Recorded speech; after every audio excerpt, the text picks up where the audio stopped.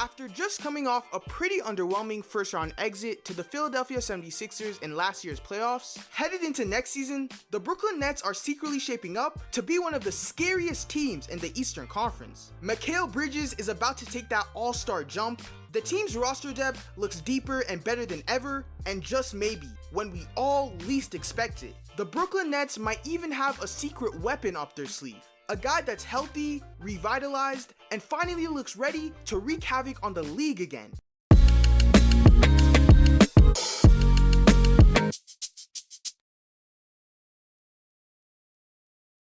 If anyone still hasn't figured it out yet, Mikal Bridges is the real deal, and he more than proved that with his fantastic play last season. In a very respectable sample size of 27 games with the Brooklyn Nets last season, Bridges showed up and showed out as the team's bona fide #1 option, putting up all-star averages of 26 points, 4.5 rebounds, and almost 3 assists per game, while still maintaining his efficiency, shooting almost 48% from the field and almost 38% from 3. Mikal Bridges has always been a highly efficient scorer for his career, but it's extremely impressive that he's still able to maintain his efficiency now that he's the leading scoring option for a team's offense. Bridges has developed into a legit 3-level scorer. His 3-point shooting has always been there, being a career 37.6% shooter from distance. But now, he's also out there looking like a mid-range assassin, and he's also taking way more aggressive drives into the paint, looking to finish at the rim or draw contact for free throws. And now, he's gonna have an entire season to lead this Nets team as their best player,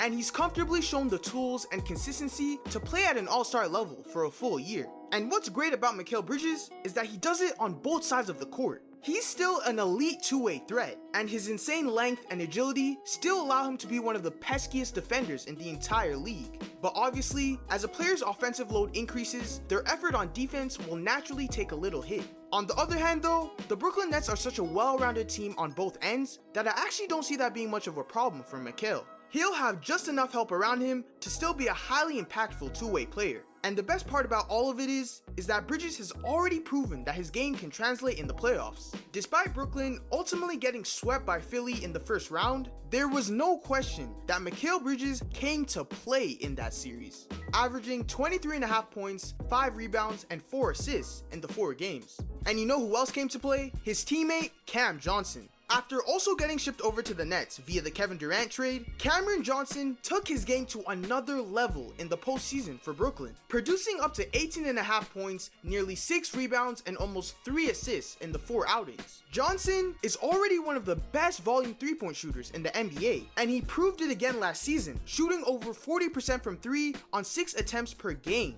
But elite shooting isn't all he can do. In his short time with the Nets, especially in these last playoffs, Cam Johnson has also displayed the ability to put the ball on the floor and get downhill. And his ridiculous poster on Joel Embiid in the playoffs could not be a better example of it. Johnson has now grown into more than just an off-ball threat, and he too will now have the opportunity of a full season to maximize all of his capabilities as a top 3 scoring option on a team. And don't sleep on the fact that he's also an above-average defender. There's a reason he was given the label of a 3-and-D guy all the way up to this point of his career. He's not the strongest or most athletic, but his long frame at 6'8", coupled with his high levels of consistent effort, allow him to be an impactful defender and a very valuable two-way piece. Now down in the middle, Brooklyn center Nick Claxton is the foundation to the team's defense. He put up a whopping 2.5 blocks per game, good for second most in the NBA. The ultimate interior defender who blocks almost everything at the rim while still being able to step a few feet out of the paint and move his feet well.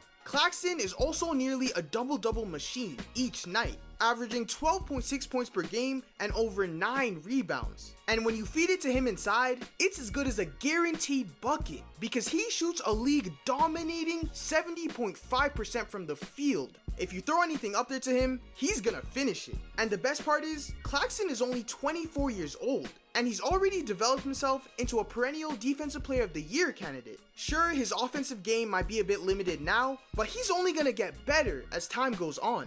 In terms of the Nets support pieces, Dorian Finney-Smith is the ultimate role player, a gritty, hard-nosed defender who on most nights will take it upon himself to guard the opposing team's best player. Finney-Smith is a top-tier defensive talent. And despite being a streaky 3-point shooter, he's proven that he can sustain full seasons where he's highly efficient behind the arc.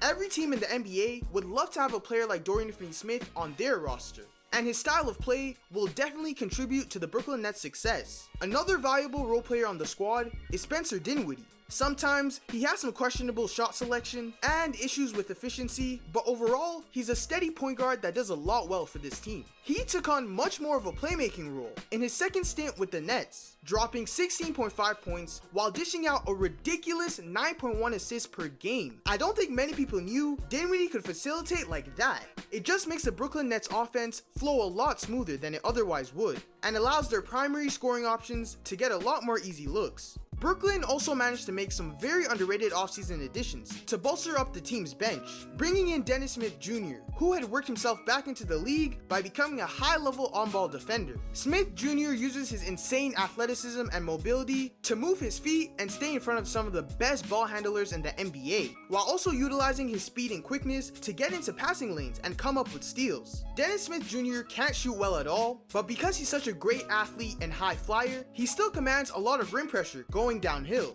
Just a solid piece to have coming off the bench. The Nets also brought in Lonnie Walker this offseason, who no doubt had some great moments with the Lakers, despite regularly receiving inconsistent minutes. His biggest moment was easily his fourth quarter explosion in Game 4 of the Lakers' second round series against the Warriors. Walker will be a nice scoring punch for Brooklyn to have off their bench, and he'll at any moment be capable of getting red hot and going on some crazy scoring runs for them. And last, but most certainly not least, Ben Simmons finally looks to make a full, healthy return to the team next season. He's on a mission to prove to everyone that last season is not what we should come to expect out of him. Going on to say, for me to come back and dominate will be great. I don't intend to come back the same player I was last season, because that's not even close to where I am. I get excited because it's like, damn, I would have crapped on the player I was last year. But I know where I was last year, so it's easy to say that. But it's just fun to go and do the thing that you love when you're out there. That's really it for me. I don't really ask for too much.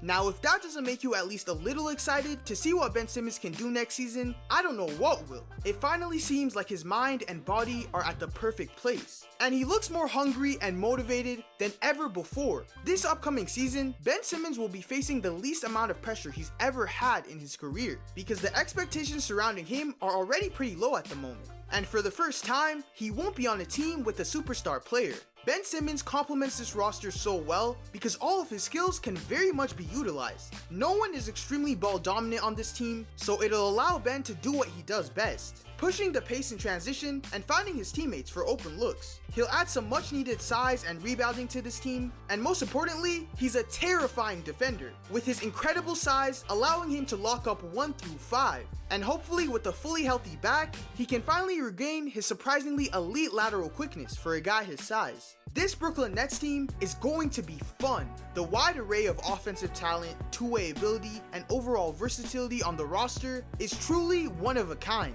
With a team spearheaded defensively by Ben Simmons, Mikal Bridges, Nick Claxton, and Dorian Finney-Smith, just to name a few, the Brooklyn Nets are going to be an absolute nightmare for opposing offenses, and will comfortably find themselves with a top 5 defense in the NBA. This team is clearly good enough to secure themselves a spot in the back end of the playoffs. And with the fact that they don't have a superstar player, and that the team's responsibilities will be so well distributed across the roster, the 2024 Brooklyn Nets are giving a lot of the same vibes as the 2019 Brooklyn Nets.